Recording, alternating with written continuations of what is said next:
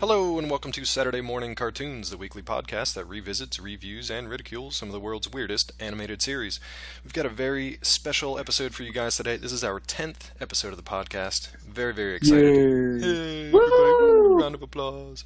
I'm your host, Dave Trumbore, as always. With me today, the Jitaten monkey bird, Sean Paul Ellis. What's up, buddy? David. There How he are is, you? with his glorious introduction. I love it. And that Chongo-Longo bilge rat, sure, from the Bay Area, Matt Barron. What's going on, man?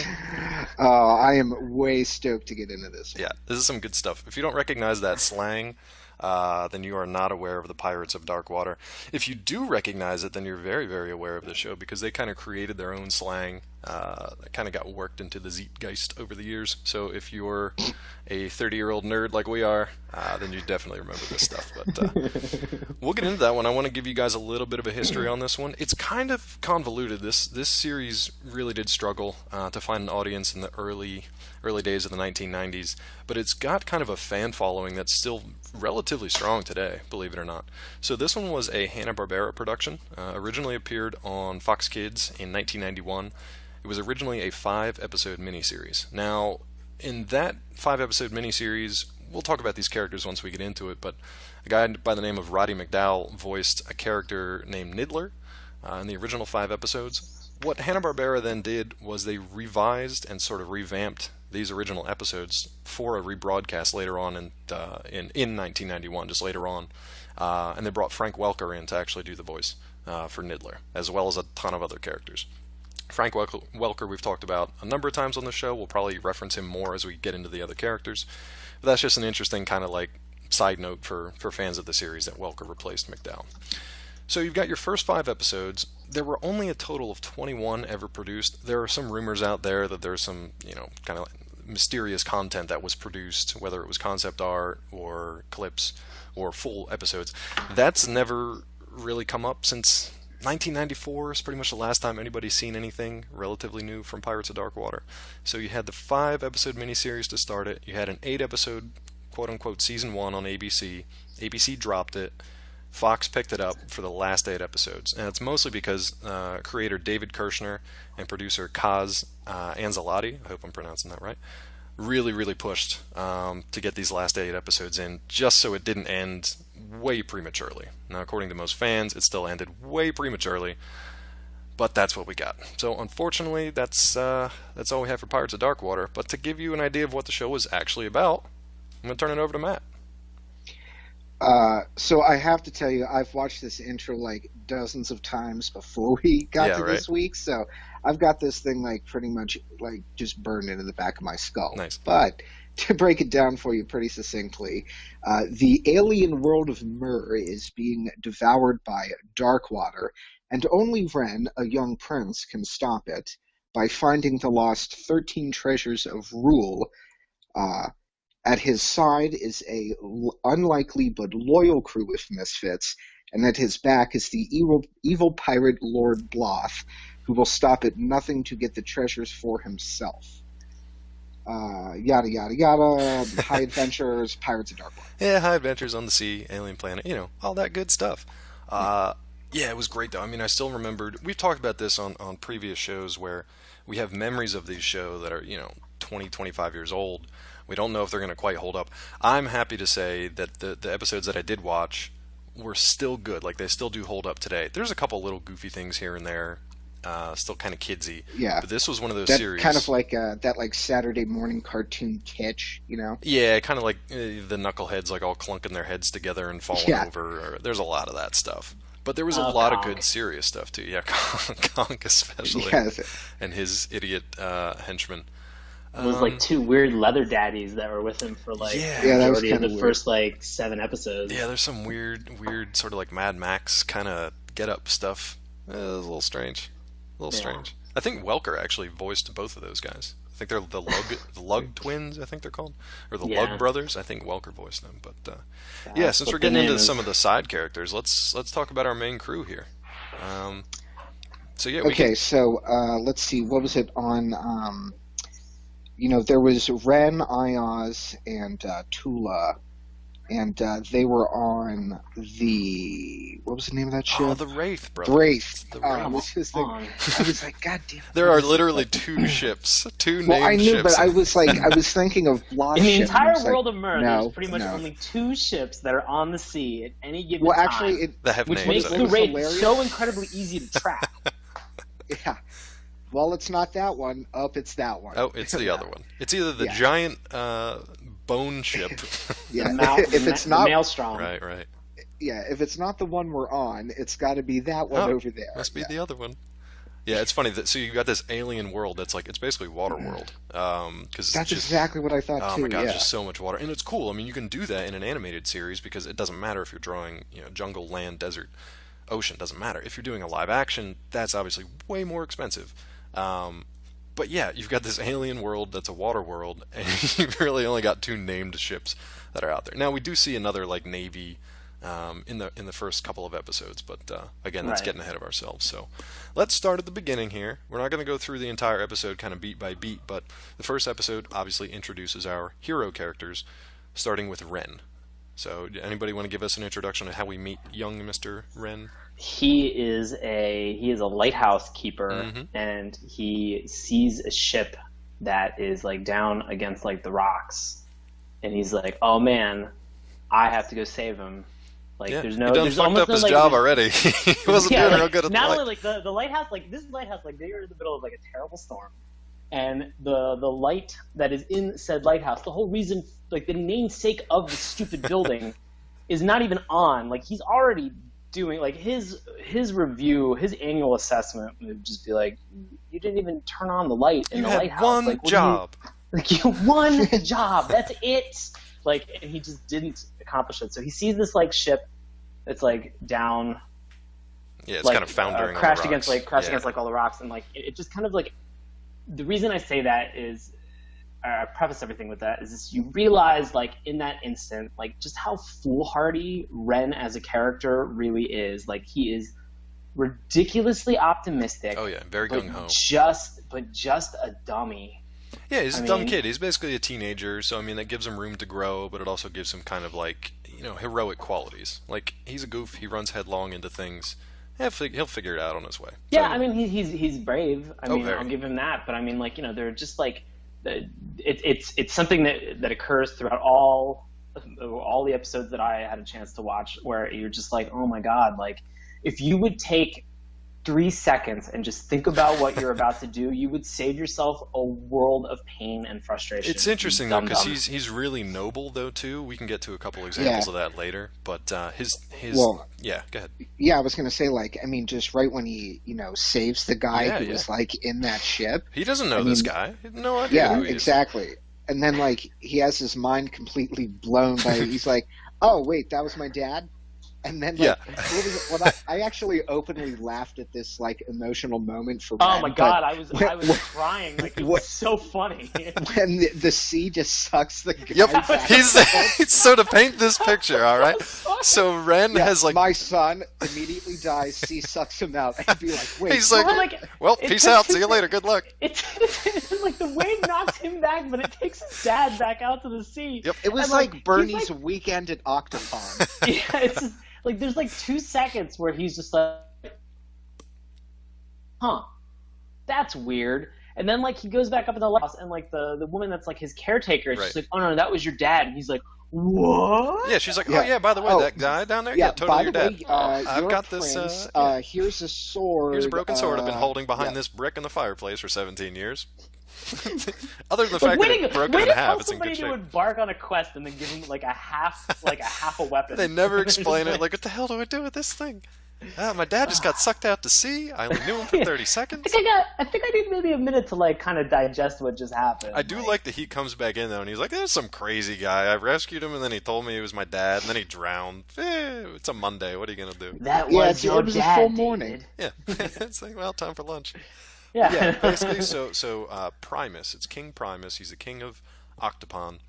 We find out he was actually prisoner of this pirate lord, who's this big slovenly beast of a man that we'll get into in a little bit.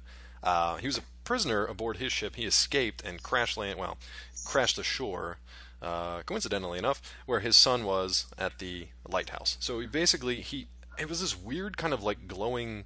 I didn't understand exactly what was happening. He gave him this like glowing sight. Did you guys pick up on that? He kind of like Yeah, touched Yeah, his hand. it was torn right from the pages of The Giver. Yeah, I could see that. Yeah, he gave him all his memories. He's basically like, dude, what do you see? And he's like, I see a lot of weird blue glowing stuff. What's that building over there? And he's like, that could be the city of Octopon if you rebuild it. All right, gotta go. And then the wave sucks him back out. So I think I think like Surf's King up. Primus also Right. gave Ren like the ability to just. So like, here's the thing: Yeah. is that obviously Ren is obviously the main protagonist, and like the problem is that nobody believes him that he's like the king of Primus, or he's the son of Primus, and so like. because he's For got a no lot of episodes- proof other than Yeah, like his I mean, actions. there's no, yeah, exactly, and so like there's nothing there like, whatever. It's the challenge is that like he complains about it in so many episodes. He's like, I wish somebody would take me seriously. I'm like, well, if you stop bitching, Yeah, stop whining like, and do something. just stop complaining. Well, now one person who does take him seriously is the aforementioned Pirate Lord Bloth, who is the next person to encounter him. Now, I love the character design for everybody because it's bizarre. It's really, really strange. Yeah. But it's cool. It's very like eye-catching. It's very bold, but it's different too. It's got a very like professional edge to it. Like you could tell that the animators really put some time into these guys. But Bloth is probably my favorite design because he's enormous. I mean, the guy's huge. Oh yeah, he's like 3 times the size of Ren. Like anybody else, not just like in girth, but like in height too. Yeah. He's not just like a fat slob. Like he's a huge mountain of a man. The guy is, and he's all scarred up, and he's got like yellow eyes, and one's like scarred over, and he's got tats, and he's got like spikes and everything on him. He's got like a half-chewed ear, like really, really bizarre but cool character details. So obviously, you know right off the bat, like this guy is not to be fucked with, and he's probably going to be the series villain. Just going out on a limb here. yeah. So now we get introduced to an interesting character that if you're a fan of the flying monkeys from, The Wizard of Oz, maybe you like these guys, the monkey birds. Maybe you don't. How do you feel about the monkey birds? I thought it was actually like Nibbler was, I think, kind of. The second time around watching it, I was like, okay, I get that he's like the comedy relief, but at the same time, I was like, he really is kind of like more part of the crew because he does like save some asses like pretty regularly. Oh, dude, he can like pilot the ship. He can fly like the guys to safety or get something that's like out of reach. He surprisingly, I mean, just like the first, or actually like just the whole time he like just constantly harps on how hungry he is. I'm like, God, Jesus, I get it. Like, well, that's what made Niddler my favorite character, is that he's just like me. He's always thinking about food. Oh, he's like hungry. He's like from meal to meal. He's just like, what am I eating next? He's probably just a like, Minga melon. Minga melon. Like, I love I love it. The deal to like. So we'll get into the rest of the crew here since we talked about him. The deal to get him on board, like to stay with the ship, was that one of the other crew members would feed him 3 times a day, and he's like, "Yep, we're good. I don't need to share any of those treasures." So to segue in, that's what Izaz says to him. It's just like, he's like, what are the benefits of being here? And Izaz is like, well, you get 3 meals a day. Yeah, Ayaz. Just want to correct that so you're not saying like Izaz. Oh, thank you, yeah. Ayaz. Yeah, you're good. So Ayaz, they meet him kind of in this like tavern, and they start talking loudly about treasure. So that's kind of how this like scallywag. He's like your typical kind of pirate. He's kind of skeezy. He's a little rough around the edges, but he's very like swarthy. You can tell he's got his sea legs, and he's been around for a while. He looks very weathered. He basically looks seriously, yeah, he's very weathered. And when they steal the wraith at the beginning, that was the most hilarious thing to me. Like, just like the crackies make, like, geez, you thought we'd steal this ship, and he's like, yeah, we just did. Yeah, and we did. Keep going. He's a hurry up, get the hell out. Which is amazing because Ren has so many conflicts with himself later on in the series where he's just like, oh, we can't steal from people. I'm like, your fucking mode of transportation, you stole right out the gate. And you're still riding around in it. You're just like, we don't need to take it back. I mean, like, we're already on it. Like, I'm already comfortable. Yeah, you got your moral compass a little late there, didn't you? Yeah, exactly. And it's great, too. Like, the ship is amazing. And I think they reference it later on in, like, later episodes. I think they do actually pay attention to that detail. And they find, like, who owned it previously or who won it from somebody else, like who kind of owns the title to this thing, because they run across. Yeah. There's actually Yeah. there's like a big history Yeah. about the Wraith itself. Dude, that's so cool. I love Yeah, that. which is that it's detail. very interesting. Yeah, very neat. And it's cool because the ship is not only like, so it's a small kind of like sloop. It's very fast.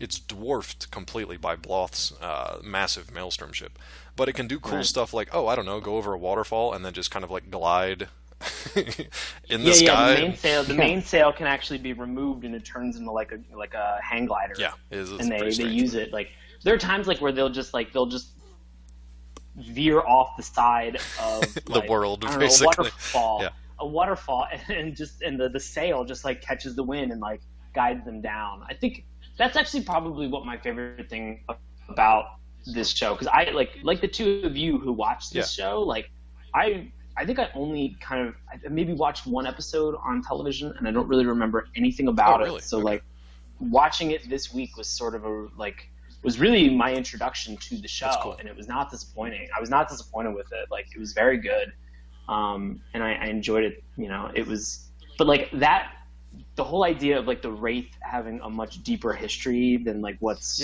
present initially makes the lore of this of Myr so interesting. Like, there were times where I was just like, oh man, like I could really just use like an episode that just explains a little bit more exposition about like, you know, what Ayaz did previously, what, like where the ship came from, which thankfully you get, you know, and so there were just all these things that I like, as I'm watching it, I'm just like, oh my God, like I really hope that they talk more about this thing. And that's crazy because you know, never really hear that when we talk about any kind of shows, whether it's an animated series or anything. You're never like, man, I wish they had more exposition, because they usually layer it on pretty thick. But this show is so rich.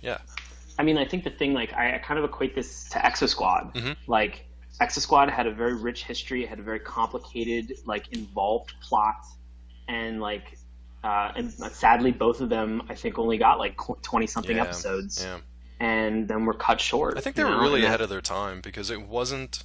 Yeah. We weren't getting these kind of a little bit more serious. Now, granted, you got a monkey bird run around eating melons and dropping melons on people's heads, but you know, it's kind of the fate of the world kind of thing that this kid is and his team are in a quest for. They're basically trying to save the world. Right, and to round out the final character that is participating in that quest, it is Tula. Right. And so she's I don't know how to say this other than like you find out later she has some special skills. Yeah, it's interesting. They didn't. I feel like simply, they didn't decide on that early on. They were like, we'll just make her like a waitress, and then she shows up and she can like kind of sail and she can kind of kick ass, but we don't have anything special. Well, I mean, for her to do. you find out much later on that like her real reason for jumping on the ship and kind of following Ren and Ayaz and Nidler is that she is attempting to rescue this ecomancer named Terron that is like from her home island, and it's like a big deal for her to be able to. The island's called Andros, and so the whole Andorus or something, and so like there's like a big it's a big deal for her to like get Terron and help him and assist him, and in the process, Terron is able to ascertain that like she also has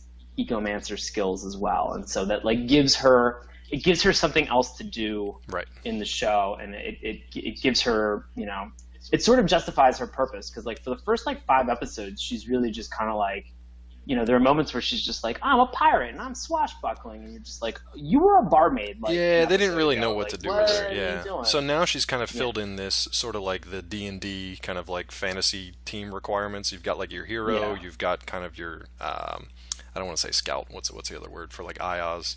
Kind of your scoundrel, your rascal, your rogue. And then you've got. I was gonna say rogue. Yeah. And then you've got neutral good. Neutral good. And then you've got your kind of your magic wielder, which is interesting because this. How much do they delve into like the magic versus just like this is just a thing that it is like Darkwater, which we can talk about in a second too, because that's almost a character. You know, actually, you know, kind of the magic thing, like with the treasures and how it interfaces with Ren, like. Not to get into the whole episode, but like they really hit on it in The Dark Dweller, which is kind of like it's like a psychic link between Ren and the treasures, because he kind of says that like obligatory line to like connect it for all the watchers of the show. Right. It's like, yeah, when he's it's holding like it, he's just like, he's like, it's when like I the hold them. treasures listen to me, and I was Exactly. like, And they're like, yep, did you get that, kids? Yeah, definitely. Gotcha. exactly. So yeah, the treasures, basically listen to Ren once he's with the Dark Dweller.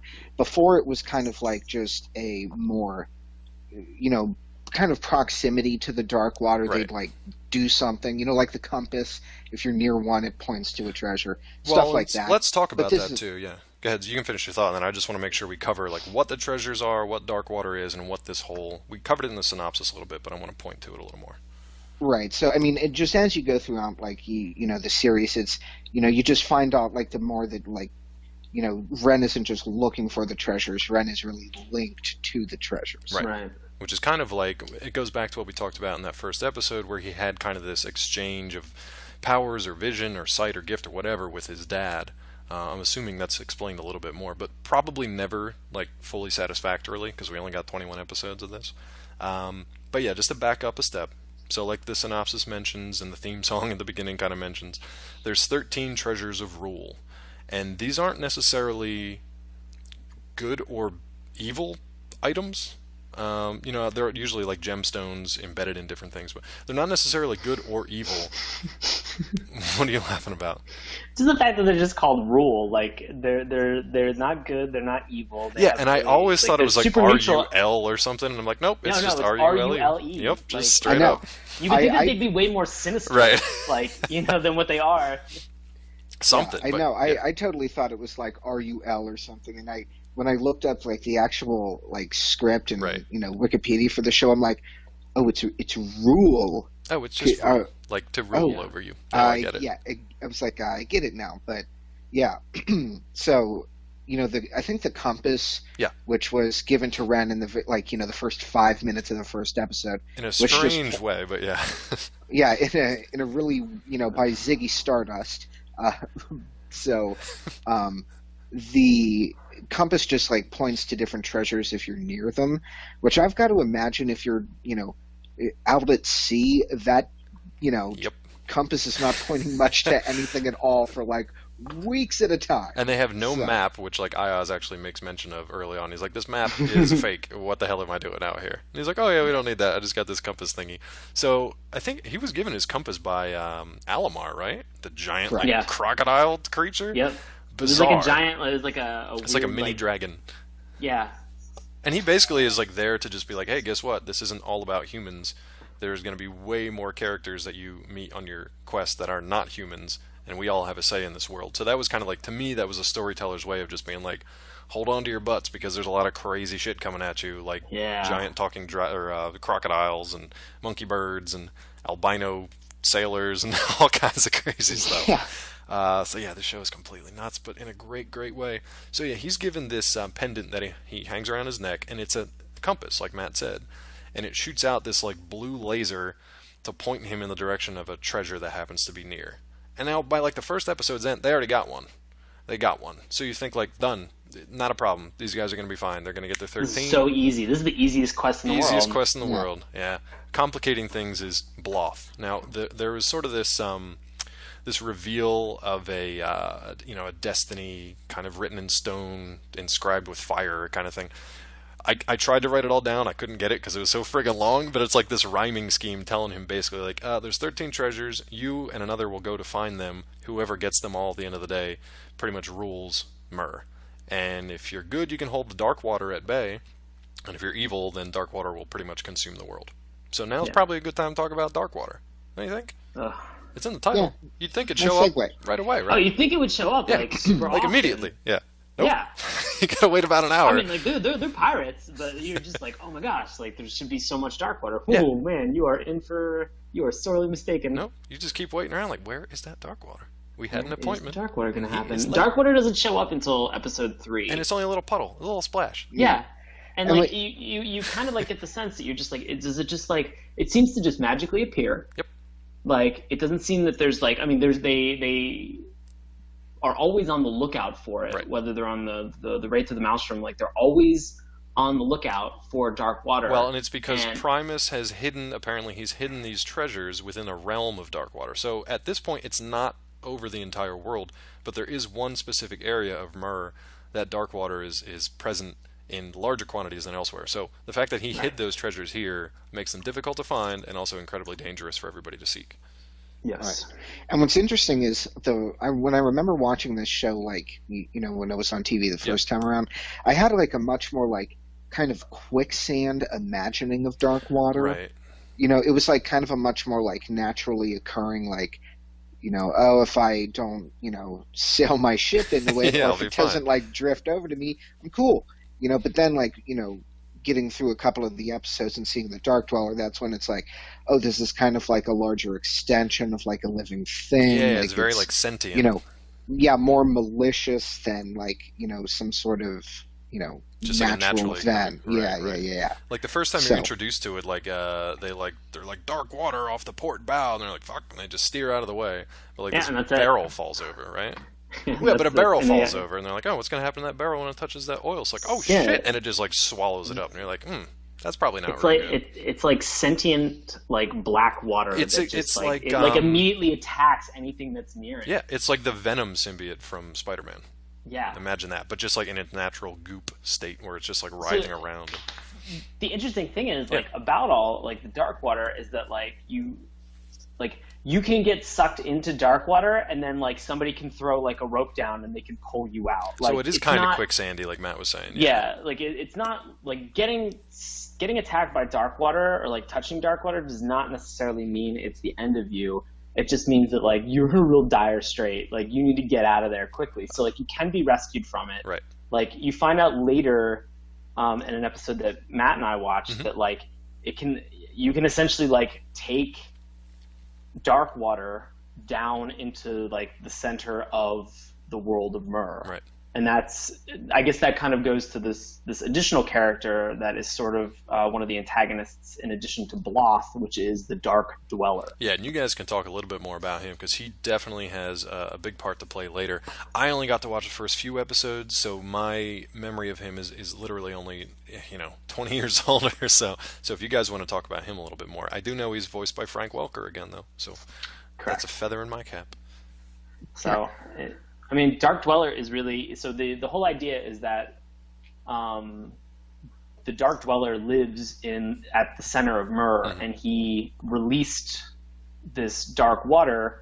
He was being held at bay by King Primus, who was using the 13 Treasures of Rule to essentially bind him to like the bottom of the ocean or like the center of the Earth or Myrrh. And we should say too that when Ren does have these treasures kind of in hand, he can basically just hold one of them, plunge his fist into the water, and the dark water kind of like scatters away from it. It's like the only thing that prevents dark water from like rescinding. Like it immediately makes dark water rescind. Like it's and it's basically just the obvious light versus dark kind of thing, like light scattering the darkness away. Very, very obvious. And it comes about because like what was it, like he's in the water. Like him and like Ren and Bloth both get like sucked into the water at one point, and Terron is just like plunge the treasure into the dark water, and you're just like, what? If somebody would have said that, I would have been like, all right, but you also should probably fill me in on a little bit more of the history. Yeah, and you owe me a treasure if this does not work. Exactly. And probably an arm. So he plunges it in, and it's able to rescue him. And so I mean, even when he goes to him and Niddler get stuck in a coffin and they get sucked up by dark water, and it goes into the center of Myrrh, into the Dark Dweller's like lair, and like there's like a little bit of dark water that kind of like skitters across the ground towards them, cute.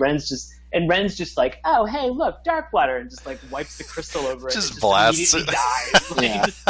It's so ridiculous. I love that it's like a transport though. Like you can use it as a transport. Like you think, like you see in the third episode, these kind of red shirts just get like swallowed up by this stuff, and you're like, that's it. Those guys are done. But it's interesting to see later on in future episodes, like it's kind of a transport between the two, two realms kind of thing. But yeah. So the whole idea was that while the Dark Dweller was like bound from these 13 Treasures of Rule, that he created this like giant fissure in the ocean. and that allowed him to release this dark water. And this dark water essentially terrorizes everybody that's above as a result of him being stuck at like the center of this planet. Yeah, and the idea is kind of like that it's going to eventually just spread over the entire devour the, and then he's the free entire to roam planet of Myr. everywhere. Exactly. Right. Which is pretty cool stuff. I mean, it's a very on one hand it's very basic, light versus dark. It's about as basic as you can get. But on the other hand, the way that they decided to do it was sort of like the deep, the dark dweller down in the depths of the oceans of Myr, and the mechanisms that they use to combat these things, like through the treasure and through heroic actions to get these treasures, or villainous actions to get these treasures, because actually these treasures go back and forth. They swap possessions a ton of different times. Like, you think you've got them all when you've got like 8, and you're like, man, we only got 5 more to go, and then Bloth comes in and he just like takes them all, and you're like, well, fuck, now we really got to get these other 5 and try to steal those back.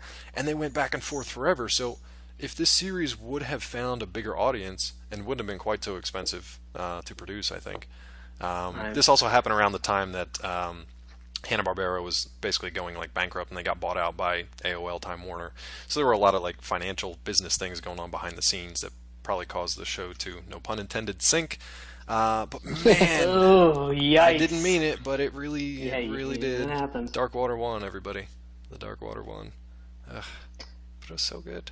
So good. Dark water is money. There's the connection. It's funny. I was trying to see, like, is it like an environmental thing? Like, are they talking about like oil spills? And not really. I don't think I never caught like. Oh, are you serious? I mean, well, I don't know. I mean, this whole thing foreshadowed like the whole BP oil spill.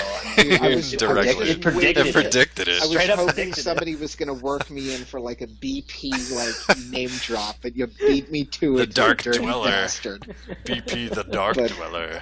So if anybody is interested in learning more about like the lore specifically about Darkwater, episode 8, The Beast in the Bell, has a lot of rich history about like the understanding of what the Dark Water is, as well as also the 13 Treasures of Rule, and the Dark Dweller has a lot of history in terms of like meeting Dark Dweller for the first time, and sort of seeing that other layer or other world that he lives in, that is like the center of Myr. Yeah, like a very different realm from the surface world. Yeah. There's some cool stuff here. Yeah. I don't know if the later episodes, Matt. I know you watched I know you watched the last episode that was produced, Living Treasure. I don't know if that had any additional information about that kind of crap. Well, no, but it was interesting. Nope. Moving on. Nope. Let's just say everything came to a hard stop in episode 21. Yeah. Basically, it was like, shut it down, we're done. But the one interesting thing was that the last treasure they found, which was this actually it really kind of reminded me of the guy that gave Ren the compass, because it was like this sort of anthropomorphic dragon, thing. Was an actual Alamar? Was an actual. Actually, it looked like kind of a baby Alamar, but it was a dragon kind of baby that was one of the treasures, and its power was that it could fix things. So, like, you see, like Nibbler was like going after it, and he messed up his wing. But like the little dragon just like touched his wing, and like his feathers grew back. So at the end they drop it off at Octopon, and like the thing like jumps over the side of the ship, climbs up on shore, and like touches one of the trees near the water. So then all the trees on Octopon like blew. So wow. Yeah. So he's like the golden child, just of Myr. Yeah, pretty much. So it was, it was just an interesting thing, because it was like, okay, we're not just looking for like, gaudy chunks of jewelry. Like, these things are like, one of them's like a living creature. Yeah, so, I need to look up a list of like the different treasures, at least the ones that we got to see, because I think we only saw 8 of them at different times. Yes. Yeah. They only recovered 8. Yeah, before the series ended. Right. The dragon thing was the 8th treasure that they found in episode 20. Oh, so that was the last one. I want to go back and ask about Alamar. Like when you meet Alamar for the first time, and he gives Ren the compass. I was like, oh man! I was like, this guy's a talking badass Yeah. dragon. He's like Pete's Like, what dragon, a but badass. Yeah, exactly. I was just like, what a cool guy. Like, this is pretty awesome. And then all of a sudden, Block like Yeah. enters the area. Like they meet up with Ren and like they blow a hole in the wall and make it down to like where Alamar is located. And then to like take care of Alamar, like Block's crew just like throws grappling hooks over top of him. Everybody's and, got like, grappling hooks. I told you. and like yeah, like everybody's got grappling Everybody's hooks, got 'em. and so it's one of those things where like they throw these grappling hooks over top of Alamar. Granted, Alamar is like 3 to 4 times minimum their height. Let's paint this picture. He's been living here. He's been protecting this temple for God knows how many years. He can breathe fire. He picks up Ren with one hand to tell him to calm down after Ren basically is like, Alamar, call off your beast. And he's like, it's me, boy, and you better learn some respect. He breathes fire. He's like an ancient warrior. He knows all this lore. And then he's brought down by a bunch of idiot pirates with grappling hooks. They throw grappling hooks at him, and he just collapses to the ground and is just like, "Oh, I can't make it anymore." Like, you gotta be kidding he just me. goes, like, and he's done. Oh, jeez. He quite literally just like leans to the side, just like, Ren, the quest is yours now, and he just goes, he's... Well, and then Ren again being so like unbelievably foolhardy and optimistic is just like, "No, I'm gonna save you," and like goes over and like knocks off takes all on the people. like 20 pirates. Dude, and here's my favorite part. I made notes. That's a reoccurring. Oh, go ahead. Well, I made notes about this scene because Bloth sends probably 50 pirates after him. Now, granted, they took down Alamar, apparently no problem. But this scrawny little lighthouse keeper who's never apparently had any military or weapons training in his life takes them all out. How does he take them out? By basically tripping them all so that they fall into like pools of like boiling water that are down in these fire caves. All of them. Every single one. But I mean, like that is like such a recurring theme in this, where I mean, it really is just like a one versus many, you know, for many of the crew of the Wraith, like where like all of a sudden like they will be attacked. Oh, and they're super powered somehow. Yeah. Oh yeah, and then like they will just, and like Ayaz will just be like, he'll like hit one person and they'll all like just tumble on top of one another, and you're just like, oh my god, like this guy, like Ayaz really doesn't do much in this show. Like he's swings a sword. Comedic relief though. He's got the great one-liners, the slang. He's got that kind of. He's an anti-hero. So you kind of like you love when he acts up and like, oh, I don't know, steals treasure or steals a ship or like swats Tula on the ass, or you know, he acts like a real jerk. But you kind of love the guy at the end, so I like him too. Yeah. So I mean, it's just like it's crazy, you know, the fact that like. In most situations, like what was it? I think I forget. Oh, in Dark Dweller, or one of the episodes that I watched, there's like a moment where like Conk runs into Bloth and is just like, he's just like, we should say Conk is voiced by Tim Curry, and it's amazing because Conk is like this 1 foot tall, peg-legged, dog-faced pirate that just like rides on the back of his. Oh, and it's hilarious. I love when Bloth looks at him and he's like, what do you want, big face? Like, I mean, that just killed me. Oh, it's so good. It's hilarious. Or the fact that Conk is like so loyal to Bloth, but Bloth, like every time he screws up, like Bloth throws Conk to the Constrictus. The Constrictus. Like they have this giant like.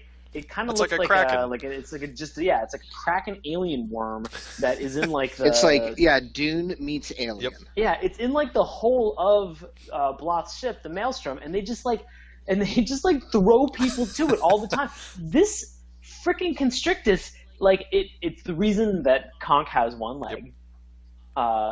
Did you see what his peg leg doubles as? Like Ren has been like thrown to it like 3 or 4 times and escapes every time, completely unscathed. How lazy do you have to be that you've got like this entire city-sized ship full of pirates, and you're like, throw him to the Constrictus. And they're like, he gotten out the last 2 times. Nah, just throw him in. It'll be fine. It'll be fine. But I mean, like, didn't you see what happened to the Rancor? Exactly, or the Sarlacc. Anything. Come on, guys. Yeah, it's just like. It plays in more to Bloth's hubris. Oh yeah, definitely. I mean, he is so sure that like everything that he does is going to be super successful. Scourge of the seas of Mur, like he is just, you know, he's the baddest of the bad. And he really, I mean, he pretty much is though, because the thing is, the good guys don't really win all that much. They just get away. Yeah. They never Yeah. win. They never defeat this guy. He's got No. unlimited Yeah. pirates. He's enormous. He's ox-sized, to quote some descriptions of him. His character is ox-sized. They Yes. never win. They just get away, which is all they really need to do. And that's an interesting change from the typical stuff we've been talking about, where it's a good guy. It's a black hat versus white hat episode, and the white hats win. And then the next episode's the Right. same thing. This has kind of like a through line. Yeah. It's interesting in the episode 21 they were on an island with kind of like just like a bunch of disposable characters who like lived there that were like kind of Amazonian Xena style warriors. Nice. But that was like the first time like Bloth actually got like turned back. Oh, Was interesting. because of these like the Amazonians plus like Ren and Tula and Ayaz like they're escaping. The Amazonians are fighting like Bloth. Bloth is trying to get to Ren. Yada yada yada. Like, and they actually get like turned back. It wasn't like one of those. Oh, they like slip through the grip like one more time. Right. So. No, that's interesting. And I mean, the show did a really good job at keeping it fresh. I mean, granted, it was only 21 episodes. Maybe by 65, 85, it would have gotten kind of tired. But man, there's just so much more. That we've got so many more questions. There were so many more things I wanted to see, and they showed a lot of that stuff in here. They show the different races, like we talked about, or the different nations, or islands, or cities, or anything. The world was huge. Oh, it's I would have, enormous. and that Oh was my God, one of the crazy things is like, you kind of got the feeling, maybe like once you get to the early teen number episodes, where, you could really have gone 5 or 6 seasons comfortably with this show. Like you could go like those the shows we've watched where you're like, Jesus Christ, how did they make 85 of these Right. things? Like Yeah. but you look at this show and it's like, I mean, my obvious love of this show the first time it was on TV, like 85 episodes, you could have like, I mean, yeah, there would have been some recycling of like, they escaped again and like this and that, but in 21, like I really feel like they just got the tip of the iceberg. Well, and we talked about this offline too when we were discussing kind of like what episodes we watched and how we were liking it. The pacing of this show is ridiculous, like way too fast. Now, granted, that was my only complaint about the entire show, is that like, I mean, from the time like Ren's dad shows up on the beach and gets immediately sucked back into the ocean, and gets sucked back into the ocean, it's like it's a couple minutes before he's meeting Alamar, right, and like fighting back Bloth and all these pirates. Like it is so quick. It's like almost like Botsmaster pace, where it was just like, we did this and then we did this and then we did this and then we did this, and there were no wipes. It's very like I mean, caffeine fueled, It flowed seamlessly from like one thing to the next, and it leaves you asking so many questions. And I think a lot of times, like as we were saying, like there are these instances where like Ren or Ayaz or Tula is battling like 20 different pirates, from Bloth's gang, and like they fight them all back like valiantly, and it's like one sword swipe and it's done. It feels like there's so much Deus Ex Machina that is in this. Like, it just feels like everything is just like, oh yeah, we did, like I swung my sword and then we just won. Yeah, and you're just like, oh my God, like it got a little bit frustrating. Right. In those like first 9 episodes that I watched, because I was just like, oh, they are just doing this every time. Like they don't even care. It got a little bit annoying because things were going like so quickly, because I think in those first 9 episodes they got like 4 of the 8 treasures that are like a rule. Right. Well, man, they were going to collect. By what number was Dark Dweller? I think that was like 12. I think that was I thought it was 12 too, but I could be wrong. Yeah, it's not like 13 was okay. Dark Dweller. So 13, they had 7 treasures by 13. Yeah. Between 13 to 21, they got 0 more, and in 21 they get 8. Well, now here I'll kind of try to explain that why. So the first 5 episodes again were that mini series, so they kind of had to introduce these guys. This is why Darkwater didn't show up till episode 3, because that's kind of like your middle point. So you've introduced the good and bad guys, what their quest is, and then you throw this Darkwater in as like this weird kind of like wild card, and you're like, okay, how are they going to overcome that?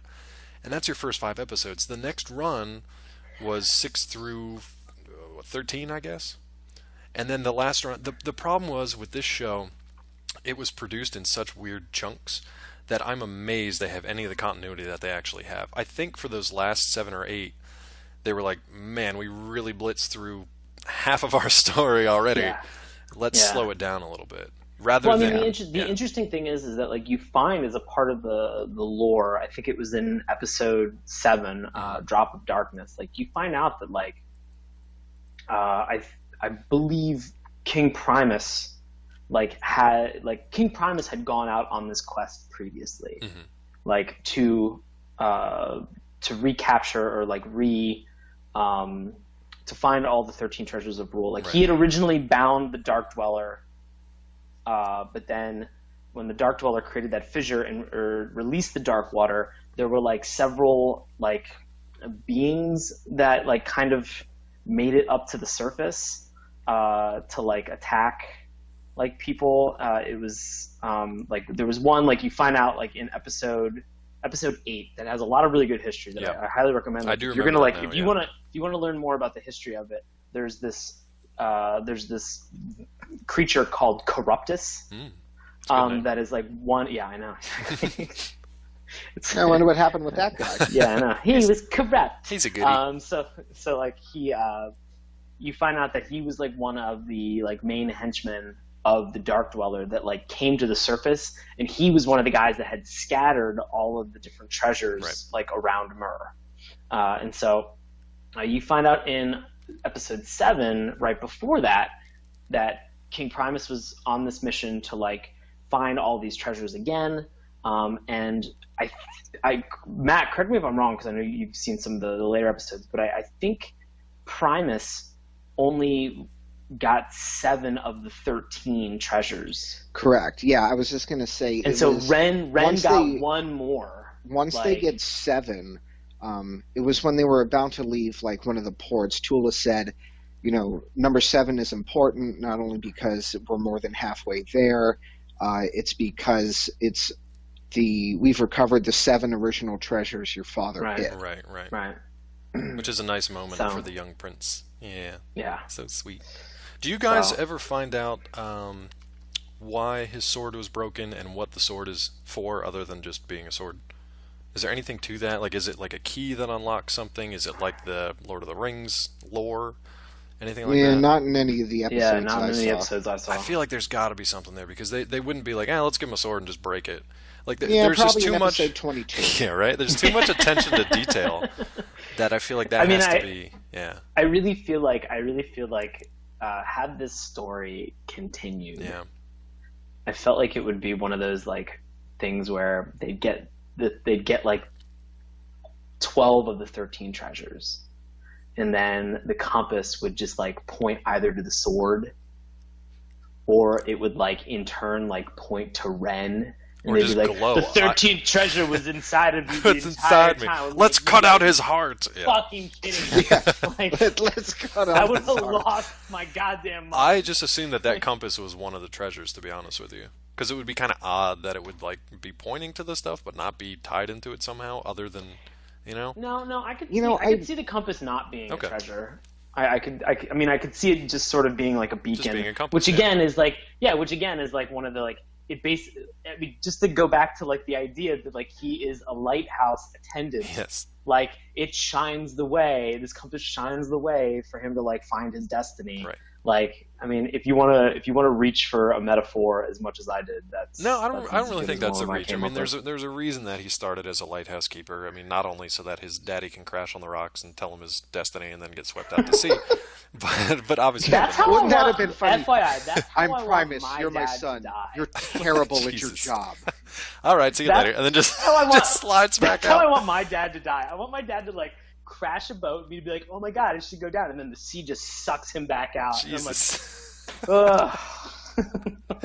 But then he tells you got to save the world in the meantime. That's kind of the road. I'm down with that. All right, I mean, fair enough. here's the thing: is that he's gonna tell me that, but I'm only gonna get it like halfway. Well, to you know, finishing. and then you're just gonna quit halfway through it. What I loved though, I pictured it as like, and I laughed at that moment like you guys. I pictured it like a Family Guy thing where they do like a satire on it, and he just has like this sound effect, just like whoop when he comes up, and then just when he goes back down. It's like a slide whistle. If Yeah, they just- had, like, played a slide. and it's Like, if such they an had just- emotional and just setup, the emotional setup of that point, and then just like, well, see you later, whoop, and gone. I mean, and that's like the thing that like nobody here. Like, I'm sorry. For what? Like, I don't want my dad to die. Like, but like, B, like, if something like that Bill, if happened, you're where, listening, like, yeah, it's all good. yeah, like if something like that had happened, like, I would be really emotional. I'd be like, oh man, like maybe I shouldn't go out into the sea. Like my dad was sucked into that thing. I would probably move Just as stay at the far lighthouse. inland as possible. Well, there is no like inland though. I mean, unless you're in I like the know. jungles, like living with the monkey birds, All right. or these creepy 8 foot tall albino sailors that live in the caverns. Or Oh, yeah. I love this world, dude. I could watch it. I mean, I could watch 100 episodes of this stuff. Like I could have watched years and years and years of this.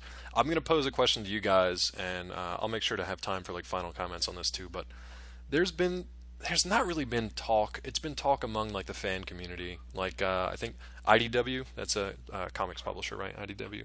I think they wanted to do a Pirates of Darkwater comic for a while. That was probably about 10 years ago, and that didn't come to fruition. There's been talk about getting the rights back from whoever the hell owns them now, and either trying to do like a live action movie or just bring the series back. Have you guys given any thought to like what a live action movie would look like, what the cast could be? Because this is something I actually wrote a while ago all right, for Collider. I mean, Yeah. let me jump in on the Do it. live action thing. I mean, okay, yeah, you've got the benefit of like, kind of having a fan base to this thing, but Yeah. it's a pretty small fan base. Oh yeah. And the last thing that anybody's really seen about it, unless they've been watching episodes online, was almost 30 years ago at this Well, point. it was 25 20 years? It was 20 years once the last thing ended in syndication in '93. So yeah, 20 years. Oh, okay. Yeah. So, 21 years. So, would I personally love to see a live action movie? Absolutely. Right. I mean, I think with CGI and just, Motion where it is capture, now, yeah. it would be amazing. You've got, definitely enough technology and like just movie like wherewithal to really capture like the imagination of the animated series. Yeah. On the other hand, like, it's going to be one of those Hobbit style, movies where you film the whole thing and they release it over the course of like 3 years, Right. and they've got to break it up into like 3 2.5 hour movies to really do it properly. Now, Otherwise, you're going to end up with like, Pirates of the Caribbean. Well, and that was my closest comparison, because you can build a franchise out of pretty much anything these days. God knows Hollywood is doing it, and they're doing it with anything from things that were always popular, like a Transformers or a Ninja Turtles, down to things like Gem and the Holograms, or I kid you not, like Ouija boards or Stretch Armstrong, shit like that. Like somebody is taking all of these nostalgic properties and saying, can we turn it into a movie? And then question, 1A, can we turn that movie into a franchise? So they're looking at all of this stuff, but this one I feel like has that potential. It just doesn't have the eyeballs on it. I would love to see it as almost like a sci-fi live-action series. As goofy as that sounds, sci-fi actually does some decent series. I could definitely see like a mini-series type of thing. Miniseries would be fine to start, kind of like how they started. Kind of like a 4-season, 12 episodes. Because like, if people are buying into the popularity Right. of Game of Thrones, Yeah. it is not a long walk to get from Game of Thrones to Pirates It's of Darkwater. not, man. Just take it out to sea, and that's pretty much it. So I'm going to disagree with both of you. But on what? Well, fuck yourself, Well, Dan. That's all the thank time we you. have for today. Oh boy. Now, what's your take? No, I really don't. I think a live action, whether it was a movie or a miniseries, would be a disservice to the show. What?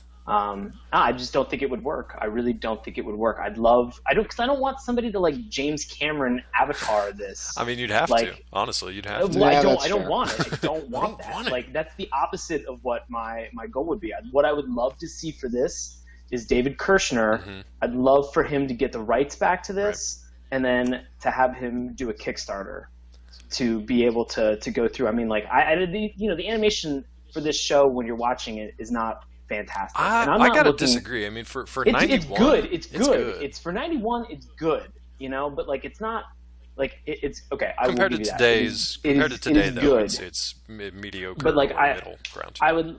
like, I mean, I think with like in terms of like what we have animation wise now, Yes. like I would love to be able to kind of retain that style of animation from when the show was actually on the air, and create new episodes and continue, and actually like finally flesh out and kind of give this the additional time that it needs to be able to. I mean, because there's 21 episodes, like you get a lot of rich history, lore, and mythos of Mur. And character too. And it like, is, and characters a lot too. of background, And it's wonderful. And I mean, I think that like, if you put this, like, here's the thing. This show is really kitschy. Like, there are moments of it where you're just like, oh my God. But then you realize, like, watching it, you're just like, but I love how ridiculous this is. Like, every time that, like, Ayaz and Tula does something dumb and Ren's just like, I don't believe it. Right. I don't believe that they'd betray me. Like, believe it. They just stole stuff from people, Again. you idiot. Right. Like, like, it's, it's just, it's not, like, the thing that's crazy too is that, like, this group of four gets thrown together so hastily and quick, like, so hastily. And like 3 seconds later, Ren is just like, nobody can beat our team. I'm like, you don't even fucking know these people, bro. Like, He was going to drop them off at the nearest port. And they're like, nah, we'll hang out. Maybe invest a little bit more time to like know the people who are on your ship, because like every time they talk about this, or every time you flash back to the ship, like it's not like there's additional like exposition about like, oh, well, that was a good story that you told them. They're just like, they haven't talked to each other. No. Like Tula changes clothes at one point, and they're just like, oh, we had extra clothes on ship?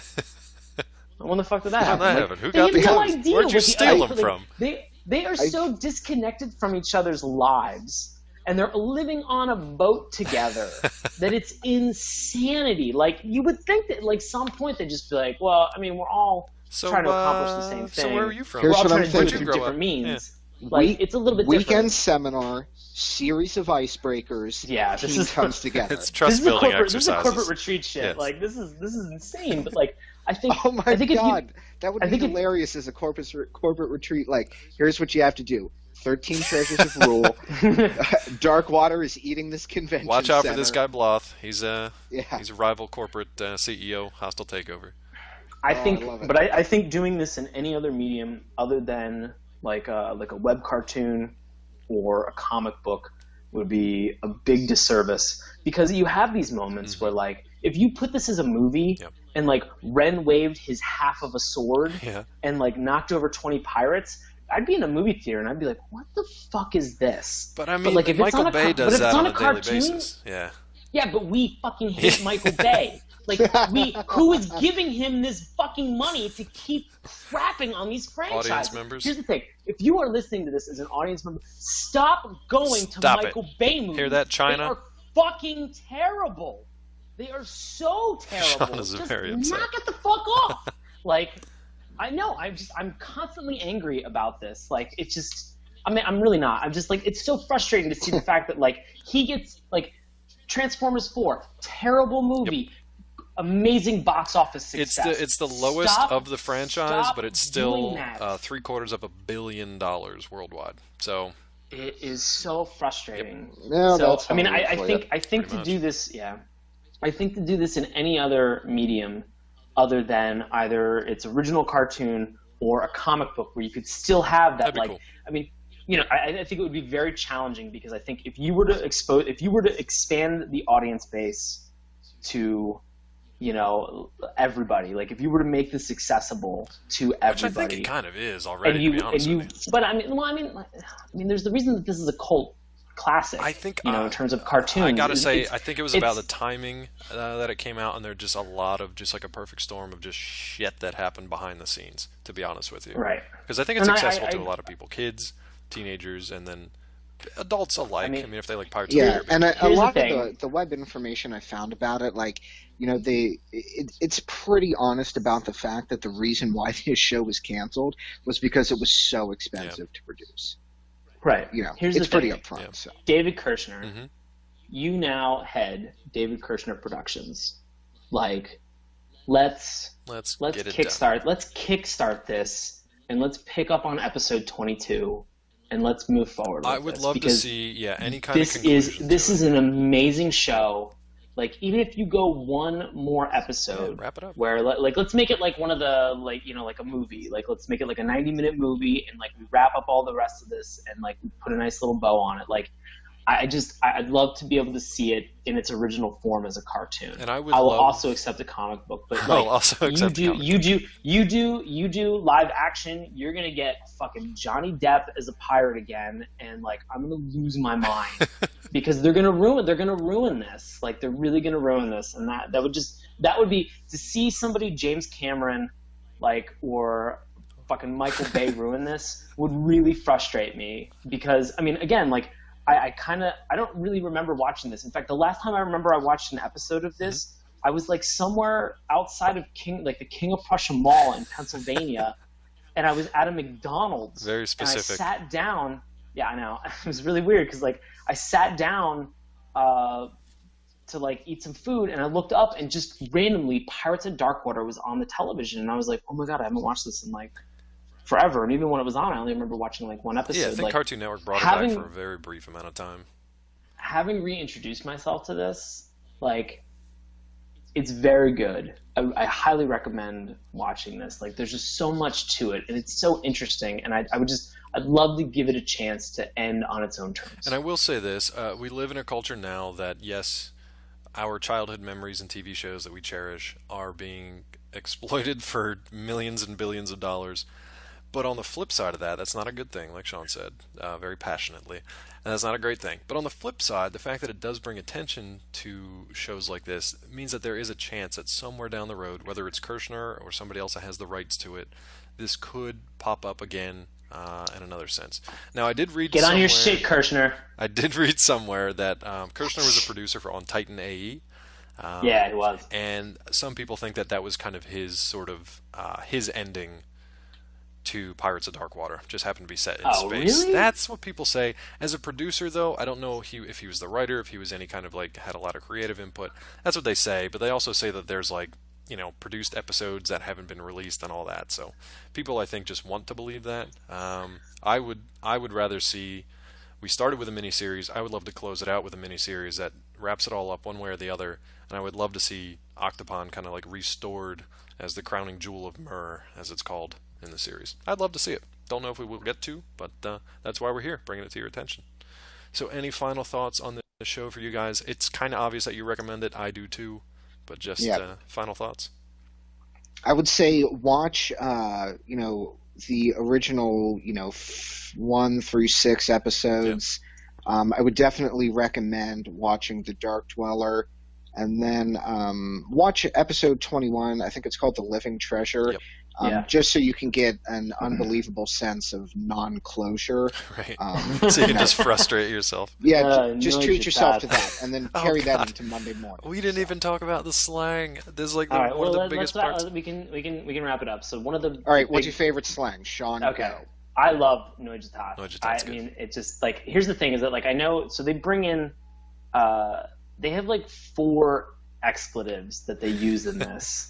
That are like just wonderful. And so Dave, you sent out the list. Yeah, so just do a you few want that I to... could find. Let me see. Let me bring it up. So it was Chungo Lungo. That's a good one. My favorite was Chungalungo because I like that one. Every time I said it, I was like, that reminds me of Chumbawamba, which should also be an excellent. I seriously thought that's what they said the first time, and like I had to back it up. Like, what is it? Oh, Chungalunga. Okay, cool. Yep. There's Jenga Lang. These are all just like expletives too. It's basically just all stuff that you would say, just like swearing. Basically, there's not much else to it other than that. I feel like now here's the thing: is that like I mean they use them all pretty much like synonymously, like you can swap in the series. Like you can swap anything out, but like, is there any one that like when they used it at like any point in time? This is my question for you guys that I've been really interested in. Is there any one that like they used where like you were just like, oh my god, like given the context of the dialogue, like I know exactly what that would translate in like modern slang. I can't think of a specific one. I just know that they use modern expletives that we use. I just know that they use Noijitat like fiercely, like just. I think that one became like their favorite. To just Noijitat. I feel like Noijitat is just like you fuck. Like or just like motherfuck. Yeah, I feel like that was what it was. Like Noijitat just was like and like a hard MF. Well, I think I know it listed Jatad as like one of the expletives, like as the root. So I'm pretty sure Jatad is fuck It's because gotta if be. you think like Jatad Yeah. monkey bird, Exactly. like fucking monkey You bird. fucking monkey bird. Yeah. So And I then feel like Noi Noi Jatat is just is- like, yeah, it's I probably- feel like Noi is like you. Like, It so could, it's or it could just be like a fuck. modifier, just like to that next level. Just like Yeah. holy fuck, or Oh, whatever. fuck. They use Noi Jatat. They Constantly. swear so much in the show. And it's so good. So like if you like It's great. Battlestar Galactica or any of the shows that kind of like, or on Sci-Fi Defiance, they make up kind of their own, their own slang, stuff like that. Lexicon. Yeah, they have their own lexicon of slang, which is awesome, and I love it. Yeah. Yeah, you'll definitely pick it up and be saying it if you watch the show even What once. is it? Scut Pango. Yeah, like Scoot Pango, Scut Pango. I don't know if I ever heard that one. It's later. It's And there much was later like in the Krell eaters or like series. Yeah. Oh, they got so many great insults, and like Bloth is always like, "Well, twist my soul." And I'm like, "Whoa, Whoa. what do I do with that?" Settle down, buddy. Twist my soul. Like when Ren escapes for the 50th time in 2 episodes. Yeah, there's a lot of good, just like little, insults and stuff too. And not just like pirate slang, not the same old stuff. They went the extra mile to really make it their own, which I thought was really Yeah. cool. Yeah, it's good stuff. That's great. Definitely check this stuff out, man. I could probably talk about this more if I had seen more episodes. I was gonna say, so the site. So this is rather hard to find. This show. It's difficult. So if you're listening and you're just like, I'm piqued my interest. I'd like to watch more. The website animeonair.com That's where I watched it, yeah. has tons and tons of episodes. I think they actually have all 21.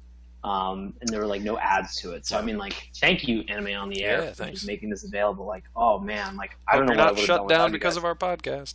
Yeah, yeah, your traffic is gonna go nowhere. It's going to go up by 1%. It's just gonna be the three of us just watching this show. That's what we've been doing. I will also plug piratesofdarkwater.net. It's a fan-run site.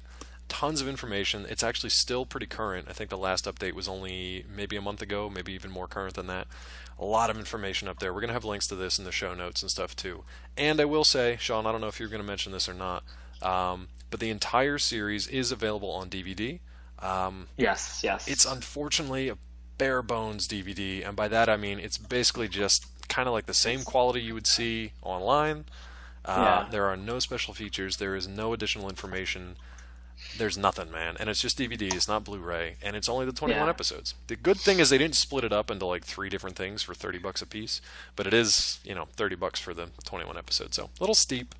But if you're a fan and if you want to put your money where your mouth is about seeing more of this stuff, check it out. Yeah, We'll have a link up. I think it's only like $30 on Amazon, or just watch it for free on Just head over there and animeonair.com. watch them. Yeah. Just head over there and watch it. But I mean, honestly, like, if Kirshner had the rights back to this and was like, guys, I need you to like, buy this DVD or whatever, then I'd be okay with it. The fact that it's probably just going to like Time Warner's pockets, I'm a little less, less enthusiastic about doing that. So Here's the thing: if anybody has David Kirshner's like email Yeah, or his he's still contact active. information, He's still and, active. and would love to see Pirates of Darkwater continue, I would love to have this conversation with him. We'd love to interview him. yeah, it'd be awesome. In any way, shape, or form, please email us SaturdayMorningCartoons@gmail.com. And maybe he'll be showing up at Comic-Con, so I'll put the feelers out and see if. I'd love to. I love just so much stuff. Like, this is so good. Like, it's a shame. It really is a shame. It is. But I think this is the most passionate we've ever been about an episode in a positive light. We've definitely been this passionate on the other side of the scale. Man, we had juxtaposition between this and Cops is ridiculous. Oh, poor Cops. Or even this one like Turbo Teen, because that show... It Oh, just sucked. goodness. But yeah, man, 10 episodes in. I'm feeling pretty good. How about you guys? Feeling well. Yeah. Yeah, it's good shit. I think we've worn Baron out. So that's pretty much the end of well, I'm Pirates of 3 hours Darkwater today. behind you guys, so it's just settling in for mid-evening nap time. So Mid-evening nap time. What are you, a hobbit? kinda. Jesus Christ. No, it's a tot. It's a All top monkey right. bird. Oh, man. All Well, right. so what else do you guys have coming up soon? Anything you want to plug? Let you know any shows coming up? Any writings coming up? Sure do. Yeah, what you got? You can see me this month. I am going to be performing at for Washington Improv Theater at the Source Theater on 14th Street in Washington, D.C., in between S and T. This coming July 26th, I have two shows. I will be at the 8 p.m. Or the 8 p.m. show and the 10 p.m. show, which are totally different. Which are totally different. No shows are the same. So I'll be performing improv with Knox, and we are doing our own spin on TED Talks, and they're called Knox Talks. So we've had we've had two really fun shows so far this month for this run. So hopefully the 26th at 8 p.m. and 10 p.m. are going to be equally, if not more, ridiculous. And I mean, yeah, this previous show got really, really crazy. So you can buy tickets at WashingtonImprovTheater.com. Excellent. We'll have that information up on the site as well. Matt, how's your writing career coming along? It is actually just about ready to be published. Nice. So I'm going to be putting up the first 3 of 7 via. I'm going to link it through Twitter, but it's going to be on Tumblr. So look for it there. Excellent. So are you still at Bag of Sandwiches on Twitter? You know, Yeah, I have not changed. Damn it! Come on, man. What is your problem? One of our 7 listeners is going to take it from you. At Bag of Sandwiches. Well, where can we find you on Twitter? I'm gonna register it if you don't. All right, fine. We just peer pressured you into becoming Bag of Sandwiches. Well, I mean, I'm going to register it. Just to I'm keep not Sean gonna do from it. anything. Yeah. Exactly. I'm going to keep him from it. Right. No, I'm at MattSF07 on Twitter. And Sean, where can we find you on the social medias? You can find me on Twitter and Instagram at Sean Paul Ellis. And on Twitter, you can find me at Dr. Claw MD. You can also find me over at Collider.com. Like I mentioned about Comic-Con, that'll be coming up this week, and it'll keep me pretty busy over the next week or so. We're going to have a lot of people down there covering a bunch of stuff, all the movie and TV news you need to know. So head over there to check it out, and make sure to look for my name. I'll be posting a ton of stuff from there too. So you can also find us on our site for the podcast at SaturdayMorningCartoons.com. That's morning with a U. Remember that, Saturday Morning Cartoons. You can also check out our Tumblr page, SaturdayMorningCartoons.tumblr.com. Sean's been doing a great job over there. I haven't seen it today for the Pirates of Darkwater stuff, so I'm excited to check that out. I've been posting a bunch of stuff on Pirates of Darkwater, so Nice. I'm very happy. It's going to be good stuff. And make sure to head over to our site too to get some more visual information and a little bit of a background on this site, or on this show, as well. So that's it. Sean, I believe it is your pick coming up next week. Do you have one in mind that we're going to talk about on our 11th episode? You guys are in trouble. Christ. We're going to be watching Dinosaurs. You Jatata. Oh, I knew you you dick. Chungalonga. I knew it was coming, but I thought maybe you'd Deal with it. You have to sing the theme song next week, though. How's that sound? Oh yeah, absolutely. Sweet. Bring your metal guitar. Oh, can't wait. All right, guys. So we will see you next time on Saturday Morning Cartoons. Thanks for listening. Really come up since 1994 is pretty much the last time anybody's seen anything relatively new from Pirates of Darkwater. So you had the 5-episode miniseries to start it. You had an 8-episode, quote-unquote, season 1 on ABC. ABC dropped it. Fox picked it up for the last 8 episodes. And it's mostly because creator David Kirshner and producer Kaz Anzalati, I hope I'm pronouncing that right, really pushed to get these last 8 episodes in, just so it didn't end way prematurely. Now, according to most fans, it still ended way prematurely, but that's what we got. So, unfortunately, that's all we have for Pirates of Darkwater. But to give you an idea of what the show was actually about, I'm going to turn it over to Matt. So I have to tell you, I've watched this intro like dozens of times before we got to this week, so I've got this thing like pretty much like just burned into the back of my skull. Nice. But to break it down for you pretty succinctly, the alien world of Myr is being devoured by Darkwater, and only Ren, a young prince, can stop it by finding the lost 13 treasures of Rule. At his side is a unlikely but loyal crew of misfits, and at his back is the evil pirate Lord Bloth, who will stop at nothing to get the treasures for himself. Yada yada yada. High Adventures, Pirates of Darkwater. Yeah, High Adventures on the Sea, Alien Planet, all that good stuff. Yeah, it was great though. I mean, I still remembered. We've talked about this on previous shows where we have memories of these shows that are 20, 25 years old. We don't know if they're going to quite hold up. I'm happy to say that the episodes that I did watch were still good. Like they still do hold up today. There's a couple little goofy things here and there, still kind of kidsy. Yeah, But this was one of those that series. kind of like that like Saturday morning cartoon kitsch, you know? Yeah, kind of like the knuckleheads like all clunking their heads together and falling Yeah. over. There's a lot of that stuff. But there was a Oh, lot of Conk. good serious stuff too. Yeah, Conk especially, Yes. and his idiot henchman. It was like two weird leather daddies that were with him for like Yeah. the Yeah, that was majority of kinda the weird. first like 7 episodes. Yeah, there's some weird sort of like Mad Max kind of get up stuff. It was a little strange, strange. I think Welker actually voiced both of those guys. I think they're the Lug twins. I think they're called, or the Yeah. Lug brothers. I think Welker voiced them. But Yeah, since but we're the getting into name is- some of the side characters, let's use this big slovenly beast of a man that we'll get into in a little bit. He was a prisoner aboard his ship. He escaped and crashed ashore. Coincidentally enough, where his son was at the lighthouse. So it was this weird kind of like glowing. I didn't understand exactly what was happening. He gave him this like glowing sight. Did you guys pick up on that? He kind of like Yeah. touched Yeah, his it hand. was and- it was torn right from the pages of The Giver. yeah, I could see that. Yeah, he gave him all his memories. He's basically like, "Dude, what do you see?" And he's like, "I see a lot of weird blue glowing stuff. What's that building over there?" And he's like, "That could be the city of Octopon if you rebuild it." All right, gotta go. And then the Right. wave sucks him back out. So I think I think like Surf's King up. Primus also Right. gave Ren like the ability to just.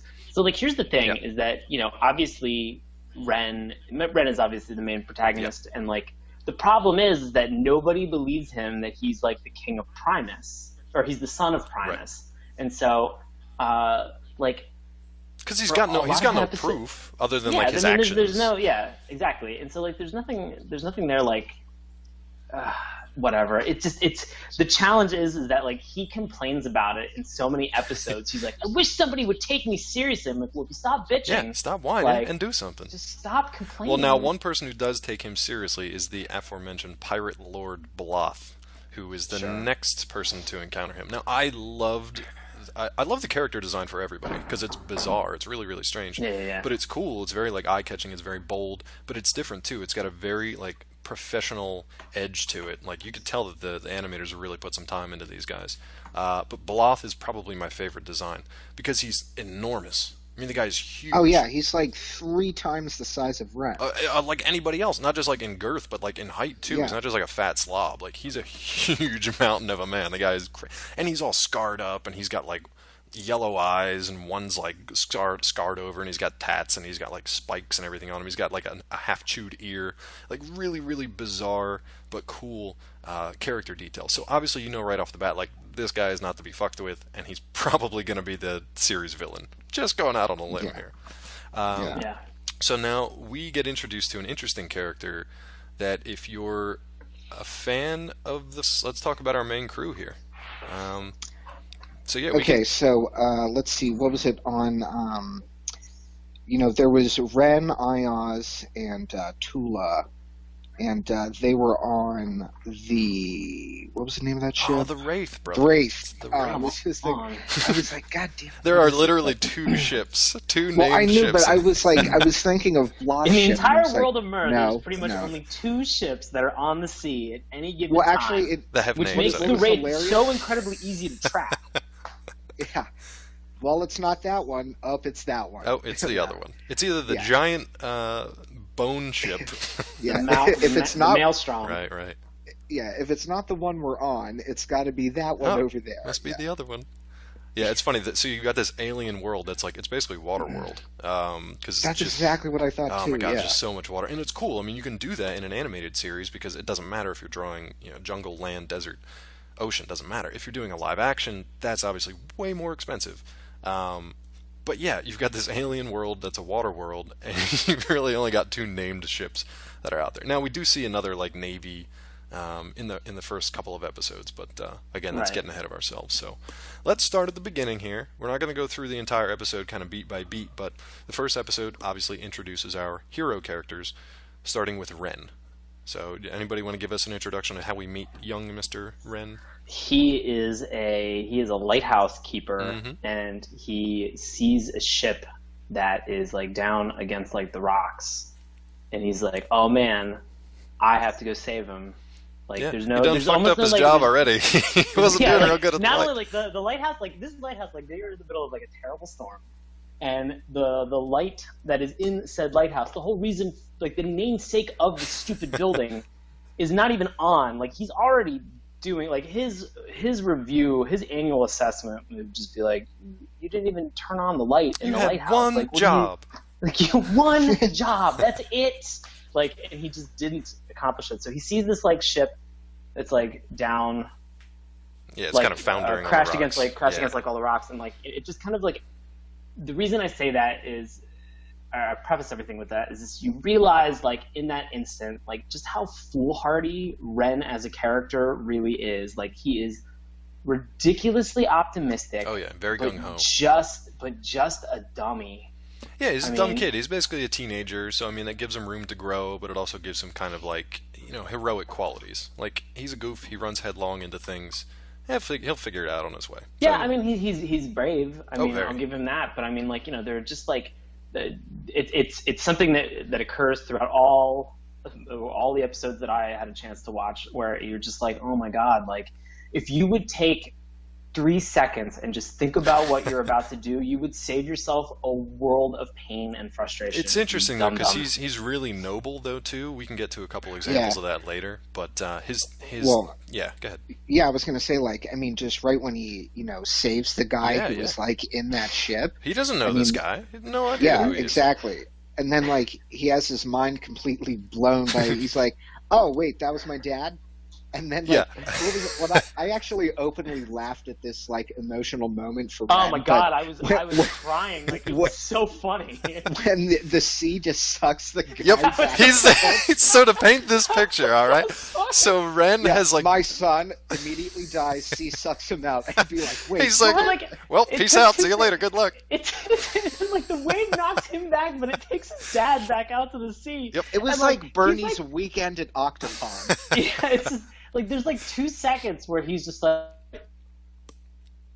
huh, that's weird. And then like he goes back up in the house, and like the woman that's like his caretaker is just Right. like, oh no, that was your dad. And he's like, what? Yeah, she's like, oh Yeah. yeah, by the way, Oh, that guy down there, Yeah, totally by your the dad. way, I've you're got a this. prince. Yeah. Here's a sword. Here's a broken sword I've been holding behind yeah. this brick in the fireplace for 17 years.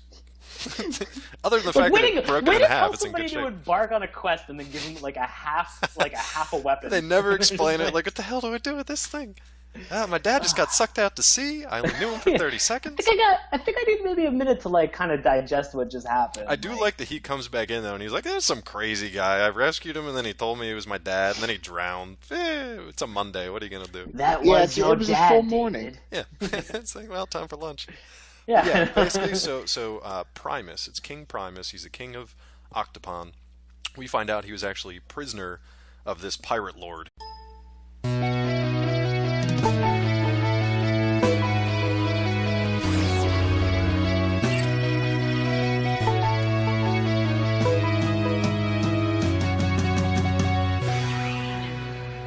Hello, and welcome to Saturday Morning Cartoons, the weekly podcast that revisits, reviews, and ridicules some of the world's weirdest animated series. We've got a very special episode for you guys today. This is our 10th episode of the podcast. Very, very excited. Hey, everybody, round of applause. I'm your host, Dave Trumbore, as always. With me today, the Jatatin monkey bird, Sean Paul Ellis. What's up, buddy? David, There how he are is, you? with his glorious introduction. I love it. And that Chongo Longo bilge rat, sure, from the Bay Area, Matt Barron. What's going on, man? Oh, I am way stoked to get into this. Yeah, this is some good stuff. If you don't recognize that slang, then you are not aware of the Pirates of Darkwater. If you do recognize it, then you're very, very aware of the show, because they kind of created their own slang that kind of got worked into the zeitgeist over the years. So if you're a 30-year-old nerd like we are, then you definitely remember this stuff. But we'll get into that one. I want to give you guys a little bit of a history on this one. It's kind of convoluted. This series really did struggle to find an audience in the early days of the 1990s, but it's got kind of a fan following that's still relatively relatively strong today, believe it or not. So this one was a Hanna-Barbera production. Originally appeared on Fox Kids in 1991. It was originally a 5-episode miniseries. Now, in that 5-episode miniseries, we'll talk about these characters once we get into it, but a guy by the name of Roddy McDowall voiced a character named Niddler in the original 5 episodes. What Hanna-Barbera then did was they revised and sort of revamped these original episodes for a rebroadcast later on in 1991, just later on, and they brought Frank Welker in to actually do the voice for Niddler, as well as a ton of other characters. Frank Welker we've talked about a number of times on the show. We'll probably reference him more as we get into the other characters. But that's just an interesting kind of like side note for fans of the series that Welker replaced McDowall. So you've got your first 5 episodes. There were only a total of 21 ever produced. There are some rumors out there that there's some, kind of mysterious content that was produced, whether it was concept art or clips or full episodes. That's never